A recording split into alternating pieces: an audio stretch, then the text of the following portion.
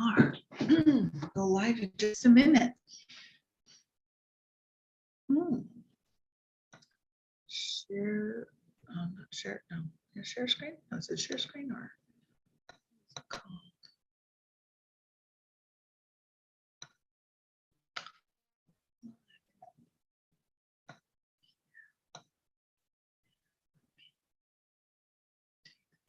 Just reduce that.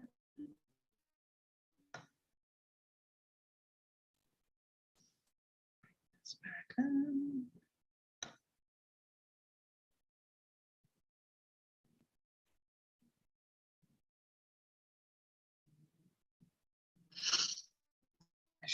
Okay.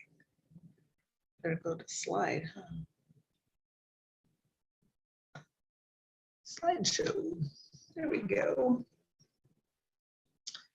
Okay, the time is now 4:59. I'll start in about 1 more minute.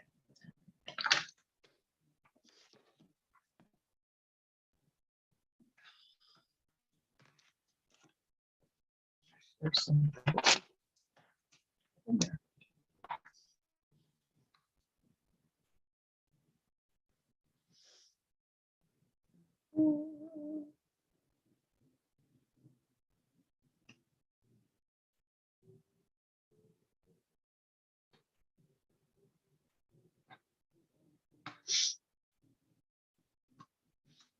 Okay, we're starting now. Hi, my name is ILAH. This is Most Things Hypnosis.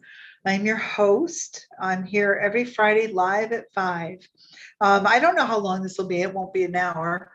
But talk about the Enneagram, the Enneagram. I can never, the Enneagram. What is it? How is it? Is it real? Does it work? What's the point of it? I don't have a lot of history because I don't have a lot of time to infiltrate. This is like a 2-hour seminar. I'm putting in 14 slides, you know, and one of them is the one you see right now. But first, I always have this but first segment that I like to do. And it's a couple of funnies. Sometimes it's a poem, whatever.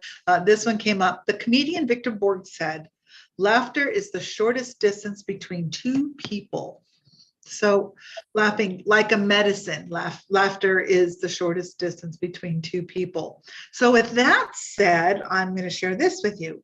Some people who might be watching this have employees, and sometimes your employees might surprise you and actually start working.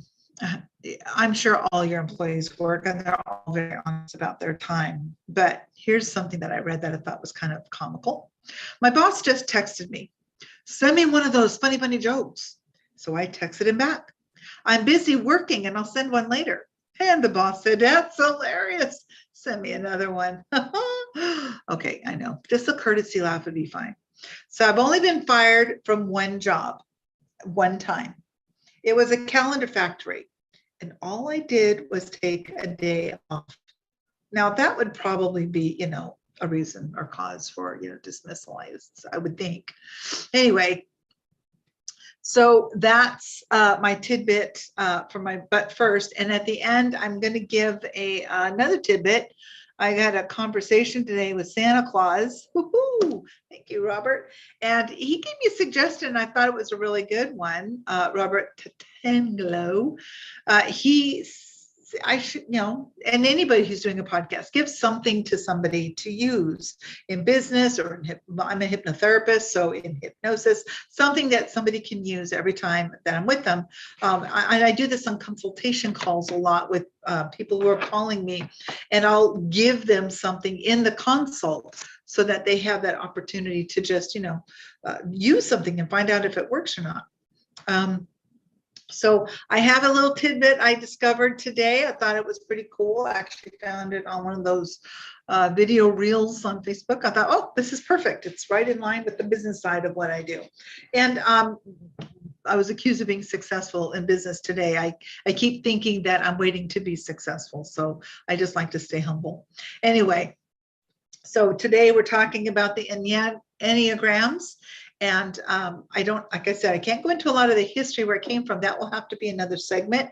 But I wanted to get into kind of the meat of as just the basic overview, and then maybe in a future, maybe even next week, podcast, I can go over into a little more detail, because it would take me probably 2 or 3 podcasts to go through all of what this is.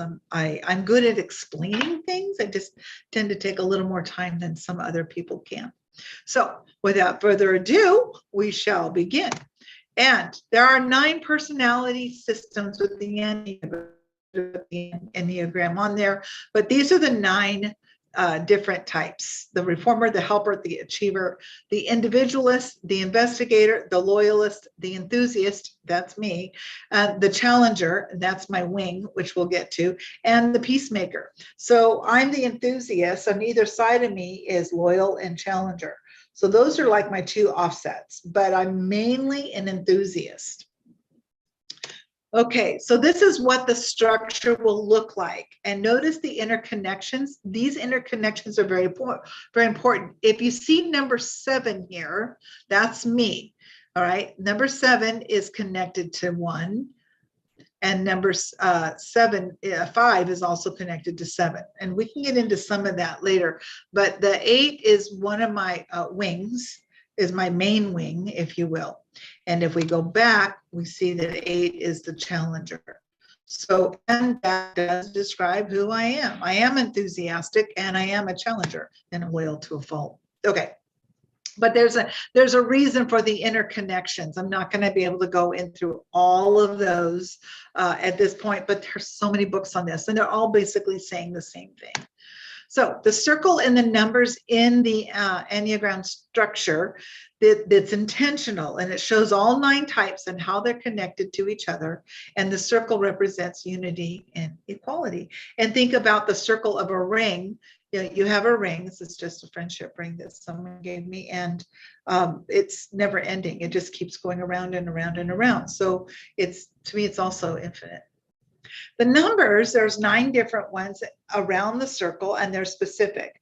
They are representative of the different personality types in the Enneagram. The numbers represent the core fear of the desire or the motivation for doing things. It also shows the commonality of behaviors.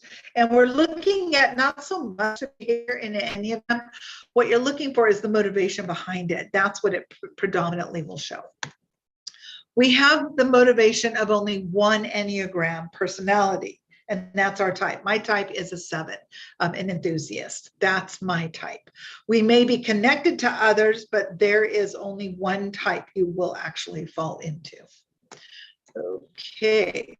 Triangle in the middle is a perfect triangle, and it intersects the 3, 6, and 9. And if you studied out the 3, 6, and 9, you would find out that there are different vibrations and perfections of that number. The triangle is in the middle ground for all types. We'll go back to the structure in just a minute. The hexad, the hexagon type of thing, connecting the remaining types that show they are all connected. We do tend to take on traits of other types, and there is still always that one main type. I'm always going to be the enthusiast. That's who I am. The wings on the other side, on the other hand, the wings are on either side of my main type, and it's typically your second highest score, but only if the numbers are next to your main type. So if I'm a 7 enthusiast, but my next highest score is the helper, that's not right next to my highest. If the highest score is the next number next to me, then yes. But my wings are 6 and 8 no matter what, even though they may not be the highest score. So the strength can change throughout my life, blah, blah, blah. I hope that made sense. I was trying to figure out how do I explain that. So anyway, when taking the Enneagram test, you'll learn what areas are developed and what may still need developing. At least you have a starting point of what to not now to work on, and something you couldn't maybe articulate or understand before.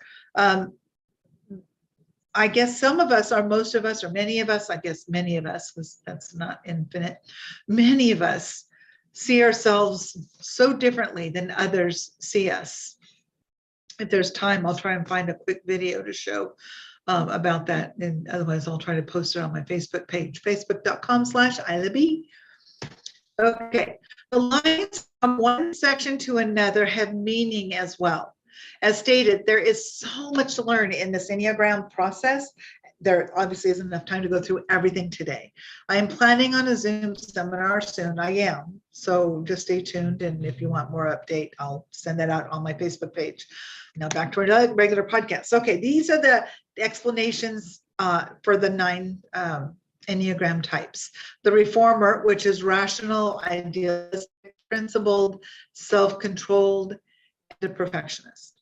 The helper is caring, interpersonal, demonstrative, generous, people-pleasing, and possessive. They may not allow you to borrow their car, but they'll take you someplace.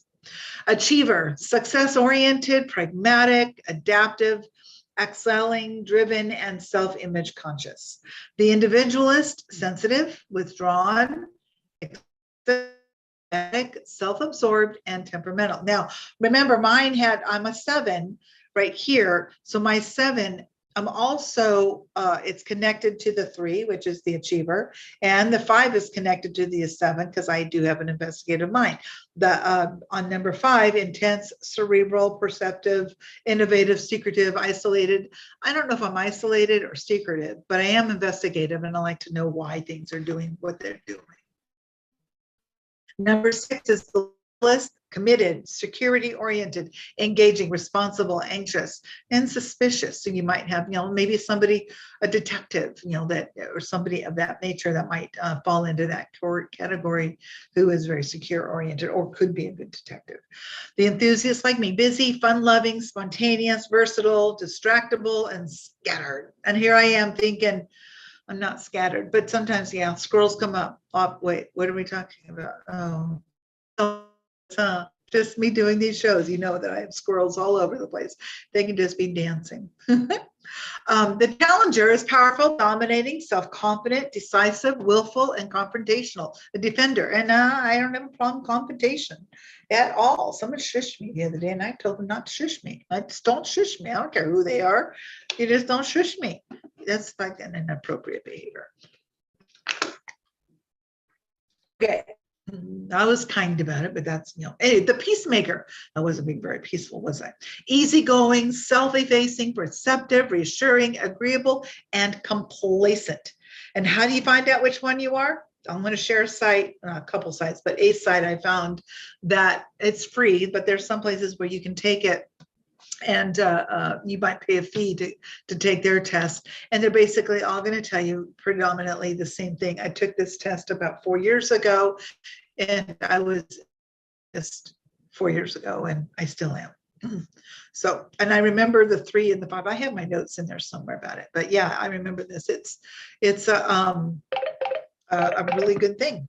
So I'm not going to answer that one. They're going to have to call back. Anyway, back to my slideshow. These are the different definitions. You can take your screenshot.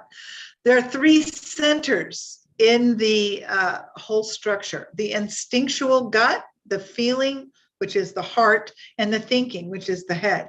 And all of these centers help describe the way we interact with the world. This is where your decision-making process can begin. Your main Enneagram type will determine which center you fall in. Yes, you can have other traits from other centers, but there is a main one you fall into. And mine is, of course, right in the head center for some reason. So the gut center at the top here includes 8, 9, and 1. The heart center over here to the right is the 2, 3, 4. And the head center contains the Enneagram types 5, 6, 7. What does that all mean? The Enneagram is a powerful tool that can be used to increase your self-awareness and personal development. I'm getting through this so fast. The Enneagram can help you understand and motivate the behaviors of people in your life and even yourself. And used correctly, the Enneagram is not an excuse for behavior, but an opportunity to grow into the person you truly want to be and at a stage of your life that you want. So it's never too late to bloom. So offer yourself and others in your life grace and compassion and acceptance, because the knowledge you learn about what your Enneagram type is can help your understanding of the significance of motivations of yourself and others behind it. And here's a place to go online, enneagram.bz/en. It takes about 10, 12 minutes to take the test. But personally, I just found it for free. But before I pay for an actual test, I'm probably going to buy a book and take it from a book instead, because then I at least have the book and all the information from it. So that is my quick, explanation of an Enneagram. But that said, I have some more notes. So I want to go through real quick, since I've only been talking for what, 12 minutes? Anyway, I want to go through a couple of things here that I found that I wrote notes on that would be very helpful. So discovering your Enneagram. So the self-assessing, this is just a basic thing I'm getting out of an actual online place, if you will. I'll tell you where it's at later. But it's a simple self-assessing your own type. Beginning this journey of self-assessment, it's not an official test, but it does give you an idea. So type 1, like I said, let's see, where are my notes again? Type 1, let's go back to type 1, is the reformer. So ethical and conscientious. You tend to feel a strong need to improve yourself and others. You want to improve other people. You have a set of ideals and values that are important to you, and you want people to do the right thing. You're known for being organized, creating order. You maintain high standards for yourself and others. And you might have some problems with resentment and being critical of others if they do things differently than you, like your way, and that's it. That's not always true, but we have that belief system, some of us. And if you not want that belief collapsed, just give me a call. I'll help you. Okay, you might have problems. Let's see. At your best, you're inspiring, you're wise, and you're principled, and you want to be good. You have this sense of integrity and balance within. This fairness is so important to you. You fear being seen as a bad person, corrupt, wrong, or hypocritical. You're dissatisfied with the status quo. You feel that it is up to you to improve everything. This might be a good politician. I don't know. After making a mistake, you desire for everything to be consistent with your ideas. Okay, so, I'm afraid, not after, afraid of making mistakes. So I'm just gonna make sure everything is just so I see the end of the result. So it's always, reverse engineering everything. You're impatient and never satisfied unless things are done properly. And this is a tendency that I have. I just had an experience with that the other day. Not everybody's gonna do things my way. So letting go of that idea that my way is the best way is not a bad thing for me to let go of, especially knowing full well that there's more than one way to change a diaper, to cook meat, to wash dishes, to vacuum a floor, to present a PowerPoint, or even to explain an Enneagram. There's more than one way to hypnotize somebody, to work with people that I work with. I'm not the end all and be all, although I want to think I am. Okay, that's just me and my ego.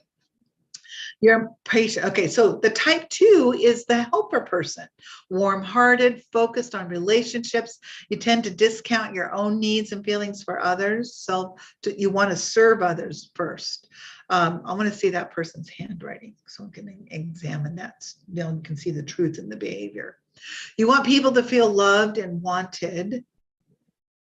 And you might have a problem with people being a people pleaser, and you have a trouble saying no. Excuse me. I have always had a problem saying no. I'm doing better than I ever have. I only belong to 2 organizations now, instead of 7 committees, which is huge for me because typically I'm like got my hands in 7 pots. So I've got my business, and I have an amazing boyfriend relationship that's still new. And I belong to the Hispanic Chamber of Commerce, and I belong to the Visayas Sportsman Club. So those are the things that are just, they do consume a lot of my time, and 24 hours a day. And, typically I'll when I do spend time at my office, I'll spend at least 8-9 hours, unless I've got other places to go, stuff to do. So helping others gives me a sense of purpose. I love to help people. That's why I'm in the business I'm in, helping, caring, sharing, loving person that likes to just be, helper.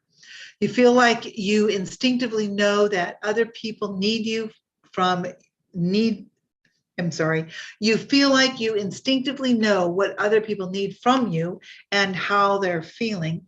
You just automatically have that instinctual knowledge. You wish people knew what you needed instead of you having to tell them, because you feel like it would show that they cared.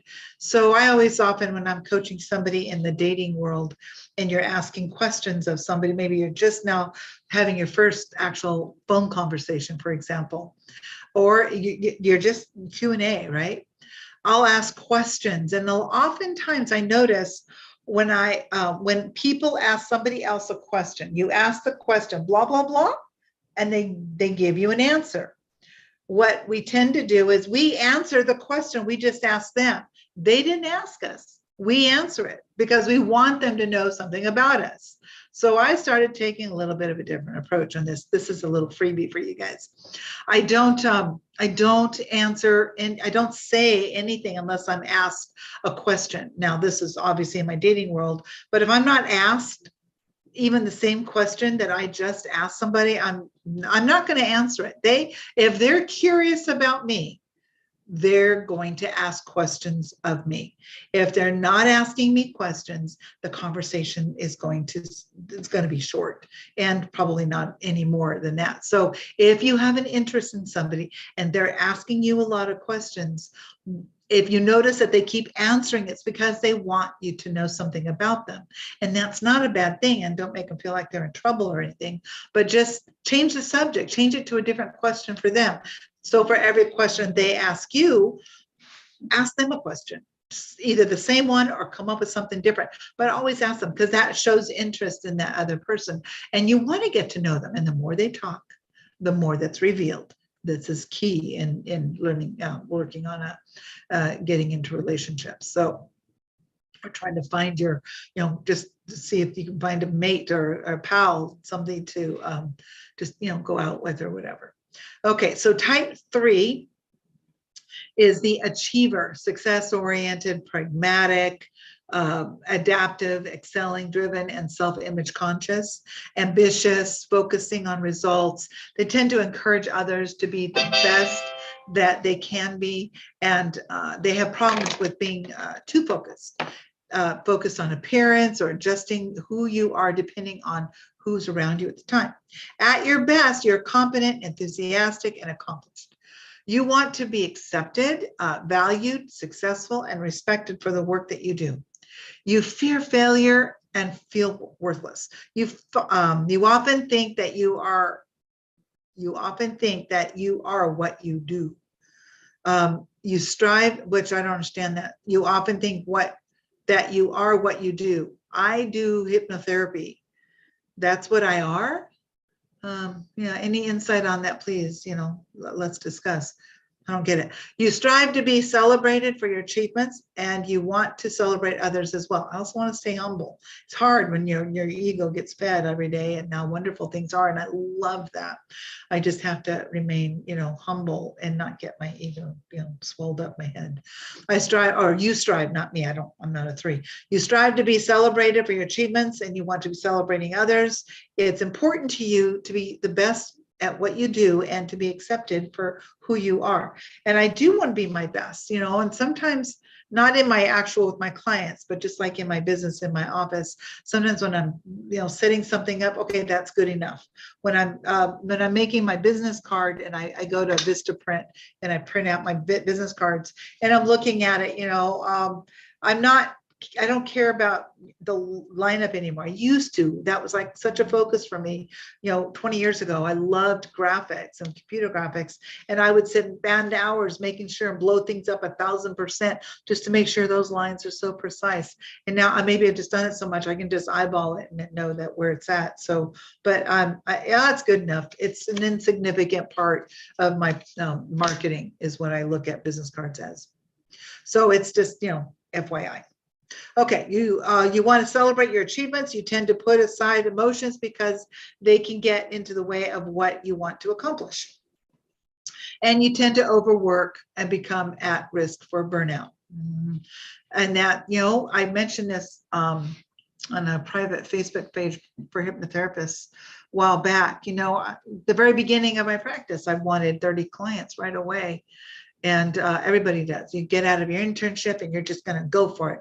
But think about it. If you've been in this for 3 or 4 years, think about back then when you were in your internship. I'm talking to hypnotherapists right now. What if you did have 30 clients out the gate, like week in and week out? What would have happened now? One of our instructors, the amazing John Milton, he had mentioned that he got burnt out because he was working, 6 days a week, at least, seeing 5 or 6 clients a day. He had a reason, but that's immaterial. But it was just like that was it. Now he is like in his low 20s. He sees because it just burned him out, and he works 3-4 days a week.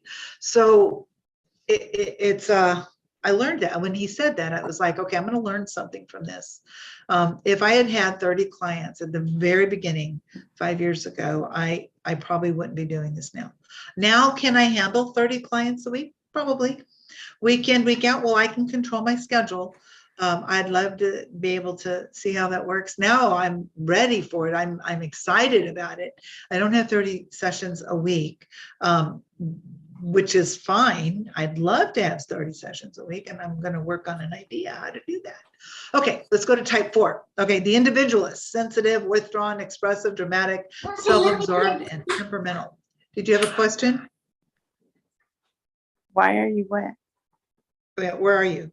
I'm like not even seeing it. Hi, Stephanie. Hi, did you have a question, Stephanie? I'm sorry, I didn't realize I was not on mute. I was talking to my daughter. Oh, that's okay. I just heard. Okay. Hey, thanks for joining. If you can go ahead and just mute yourself real quick, and I'll just continue. All right. Okay, so type 4, let me get back to type 4, the individualist, creative, focused on aesthetics, the creative side. You tend to encourage authenticity, self-expression, both physically and emotionally. You might have problems with comparing yourself to others, extreme sensitivity to criticism, and being seen as self-absorbed.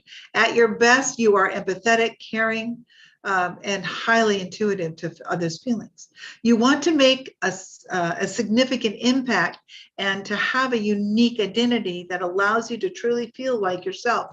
You fear being seen as defective, like something is wrong with you, or having no identity at all. You strive to always see the beauty in everything and to not only have deep and meaningful connections with others, but it's important to you to truly be seen, heard, and understood.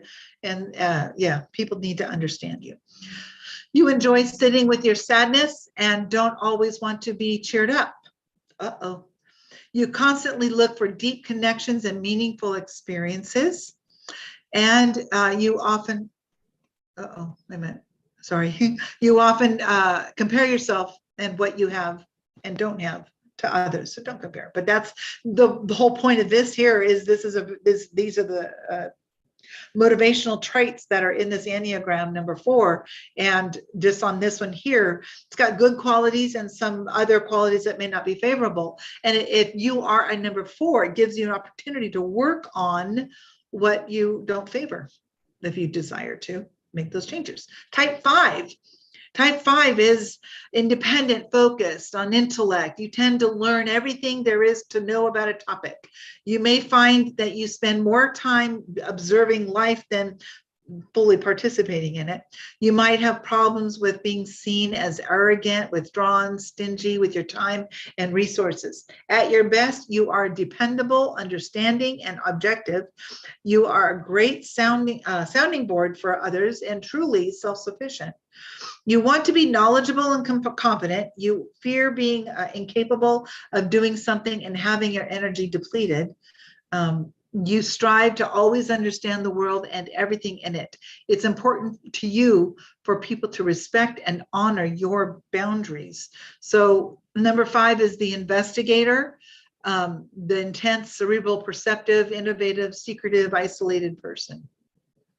You feel more energized when you spend time with yourself. When you're interested in something, you want to know everything about that topic, and you stand back and observe, often finding that observing is more comfortable than participating. Okay, type 6, the loyalist. They're committed, secure-oriented, engaging, responsible, anxious, and suspicious. Community-oriented and focused on stability. You tend to always be prepared and think things through. The Boy Scout, I guess. You might have problems with worst case scenario thinking, anxiety, pessimism. At your best, you are courageous and responsible with a strong sense of humor. So be humorous. It's good. People like you. And intelligent people who, I found this out just in the course of life, people who are naturally funny, they're actually very intelligent. Intelligence is not something you just get. Can't just read a book. Smarts is what you get from reading a book. Intelligence actually is something you're born with. And so people who are naturally funny tend to be incredibly intelligent people. Keep that in mind. You want to have support, guidance, and security from the people and environment around you. You typically fear itself, but also that you will be left alone without support. You kind of fear that too. Guidance and security you strive to always have a plan for what could happen and be prepared for whatever comes your way. It's important to you to have commitment from others. Have a commitment. Yes, commitments are hard, but you want them from others, but you also fear the idea that you might lose that commitment. You often think about what could go wrong and plan accordingly. You have a difficult time trusting others, even though trust is very important to you. You experience self-doubt, second-guess your decisions and actions often. As a hypnotherapist, I actually help people with these actual traits that they want to collapse those limiting beliefs, and they want to help fix some of those issues.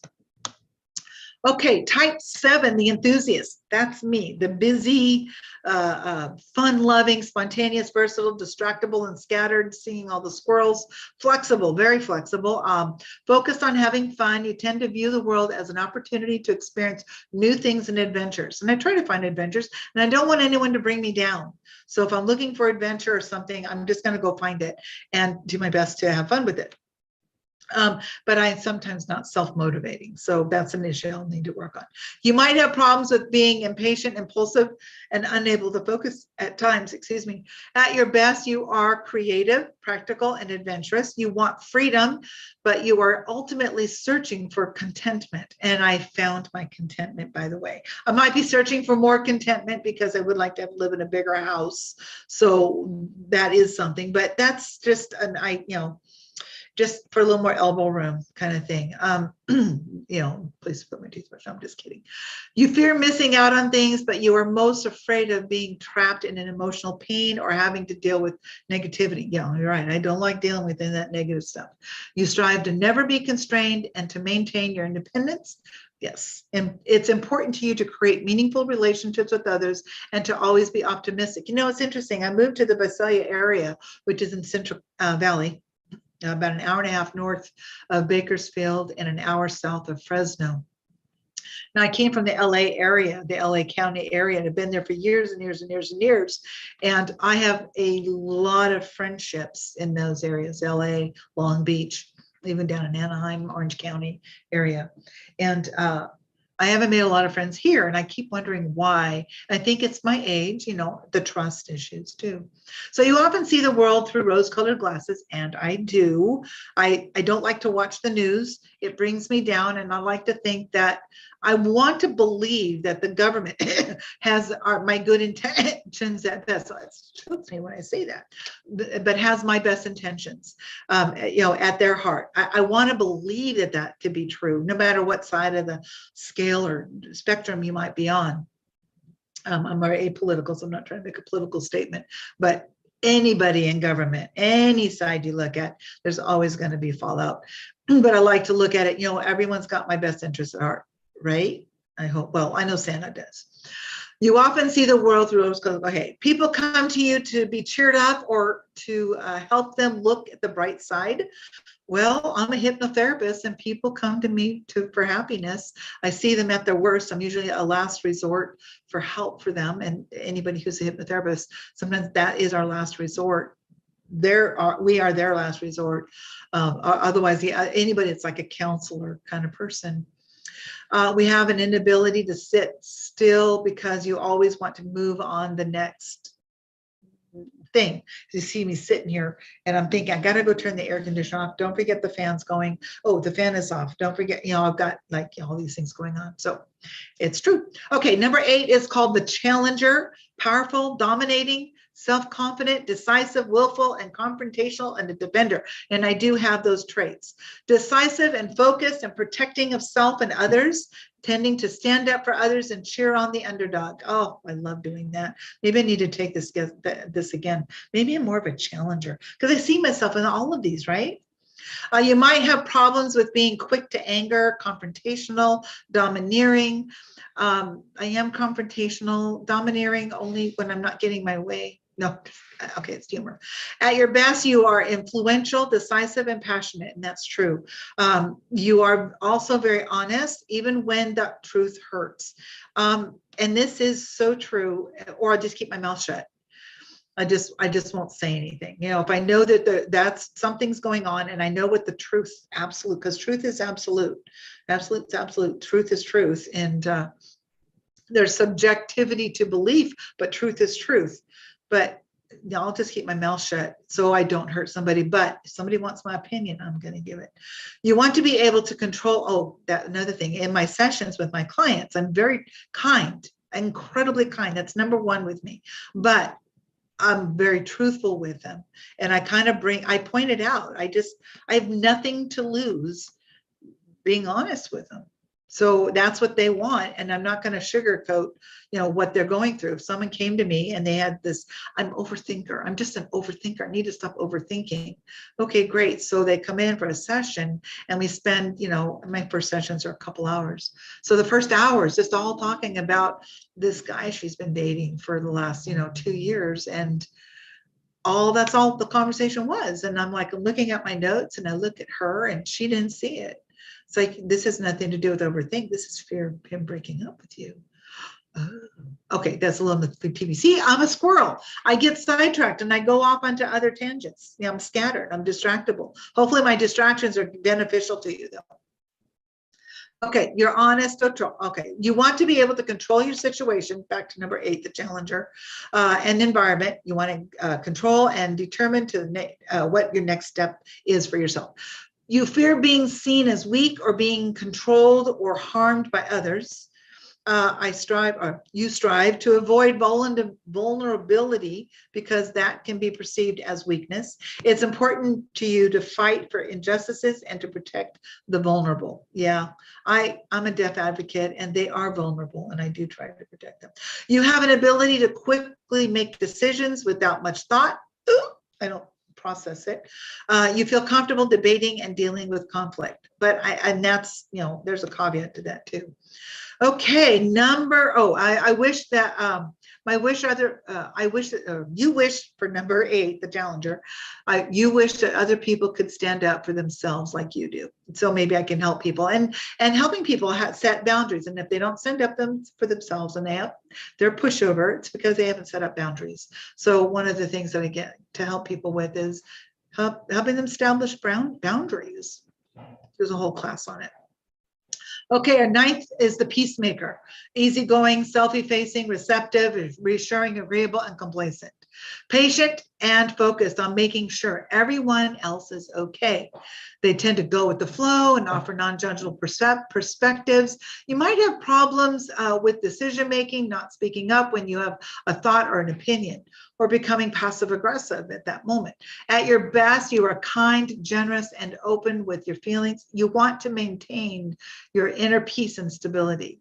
You fear conflict the most, so you don't like confrontation, the peacemaker, but this is because you're afraid of losing or being abandoned by the people you're close to.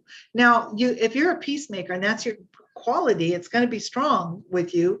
But one of the things I can help you in hypnosis is kind of building that boundary up so that, you know, the worst thing that's going to happen is so you lose a friend. Maybe they weren't really a friend to begin with. And I have a whole philosophy on friendships. It's important to you to take the time to relax and focus on cultivating important friendships, relationships. That's important to you. You typically let other people decide what they want to do or where they want to go. You often wish that you could escape to a more peaceful place or reality if you're not in one. And people often view you as a non-judgmental and accepting person. So these 9 types, these are all possibilities. And how do you discover yourself in each one? Focusing on being ethical and right as the reformer. For example, you make sure that you see a good in the person that you're working with. So these are all the different types, and I can go in and just go to another 15 minutes, but I got a client in about 15 minutes, so I have to get going. But anyway, going back real quick to the 3 centers, the gut, the heart, and the mind, the head. Knowing that these 3 centers, where are they? I have them on my notes. There they are. Okay. The gut center types receive information through their gut or their body and then instinctively, respond when making a decision or reacting. That's the gut center. The heart center Enneagram types receive information through their heart and rely on their emotions or feelings before responding. And the head center Enneagram types receive information through their head and think things through before responding. That's not me, but it says that that's me, but it's not me. So I don't understand that. I'm gonna have to go over this again for myself. Okay, so each center triad also houses a special dominant emotion. The gut center experiences anger more than any other center. The dominant emotion for the heart is shame, and the types in the head center relate to the dominant emotion of fear. So that is just that is absolutely the nutshell. Enneagrams in a nutshell. And I do have to go in a few minutes. So if there are any questions, please, please, please let me know right now. If you have them, just speak up now or send me a question later or whatever. I'm here to help at whatever I can answer. I can be found at ILAH at centralvalleyhypnotherapy.com. The name of my business, my hypnotherapy practice here in Visalia, California, is centralvalleyhypnotherapy.com or Central Valley Hypnotherapy. I am a certified hypnotherapist, and I'm here to help people change behavior. So if they have a behavior they don't like and they would prefer a different one, well, maybe not completely change the different one, but habituate it so that one you don't prefer isn't dominant anymore. And then helping, your own mental thinking capacity. Maybe you have a lot of negativity going on and you just need a way to help change it. So that's what I get to help people with. Hypnosis is a tool that I use to help create a state of hyper awareness and a state of hyper awareness and a state of hyper awareness. I'm relaxing that filter between the conscious and the subconscious mind. And I can drop in positive suggestions to help make changes in that subconscious mind to take hold, because that's where our behavior lives, in our subconscious mind. And it's like 88% or more of our brain power. So that means 12% or more or less is our conscious power, where we decide, reason, we analyze, we use our ever-failing willpower and our logic to make a change. And it just doesn't happen all the time because there's nothing to associate what you want with what is already. So whenever you're trying to make a change and you're actually in the change, you have that sense of struggle back and forth. It's because the subconscious mind has been threatened and it's going to defend what's there. Even though what's there may not be good for you, may be wrong, it doesn't matter. That doesn't know the difference between fact or fantasy. If it brings emotional pleasure, it's going to keep defending it over and over again until it has something new to defend. So from smoker to smoke-free. Now it can defend smoke-free like it used to defend smoker. Or anxiety. Someone's always in anxiety. It was defending your anxious state. Now it's defending a calm state or a happy state or whatever it is that you desire. So that's what I get to do. And I use words to affect that state of hypnosis. Sometimes I'll just do talking trances where we just have a conversation and help you make some changes that way. So thank you all. Since there are no questions, I'm going to move on because I have a client in a little bit and I'm going to go help her with whatever it is that I can't believe my hair. Oh my goodness. Oops. Sorry guys, you guys have to see my hair all messed up. Okay. But anyway, thank you for joining me today. Again, my name is ILAH Brock with Most Things Hypnosis, and a real quick hit. Some of you have Canva and Shutterstock that you go to make your slides or your flyers or your advertisements. I found one today, POLOTNO, Polotno.com, Plotno, POLOTNO, and it's free. They have a free thing. It's limited. Like Shutterstock is like the best one, but I'm only allowed 10 downloads a month. I'm not going to increase my money on that, and I've already done my 10. So, but you can go there. I put hypnosis in, and they got a lot of stuff for that. So if you're doing that, smoking, they have a lot of stuff for smoking. If you're making flyers for that, I haven't done a lot of investigating, but I just learned it today, and I thought it'd be kind of fun. And another little tidbit for my office. So I have people that are coming in to my office, and they bring people with them, and they wait in my foyer. So I try to make my foyer as comfortable as I possibly can. So this nice little 75-inch TV right here. They can watch television. They can write on the blackboard if they want. I have this cool book called The Book of Unusual Knowledge, and it just sits out. So any page they can just, a woman called Moses, or Dr. Pepper, the Dr. Pepper, the friendly pepper upper, whatever, how that was born into whatever. So it's just a bunch of useless stuff. Another thing, I found it today in my Flotsam at home, and I brought it to the office. I was super excited, and I have all the pieces. A friend of mine has one of those machines that cuts things out. So she made me a chess set, and I have two, the white and the black side or whatever. And it's just a flat piece of wood cut out. So I'm going to be putting it on my wall here in my office, and I'm going to have the chessboard with Velcro, so people can take it off and we can play chess. Why chess? Chess is a great game to learn someone's behavior. I'm not real good at it. I know how the pieces move, and I got my own little strategy, like say, but I want to watch how people, how they do behavior. A lot of times it's how they play chess. It's concentrated, and it's advantageous. So that's, I don't know, just a little tidbit there. So thank you all. Take care. And I look forward to being here again next Thursday. And I do have an idea what I'm going to do next Thursday, but it escaped me just now. I will post it on Monday once I remember it, because I don't think I'm going to go back to Enneagrams, but there was something that happened today that I can't now I can't remember what it is, but I'll come up with something. I always try to make it interesting.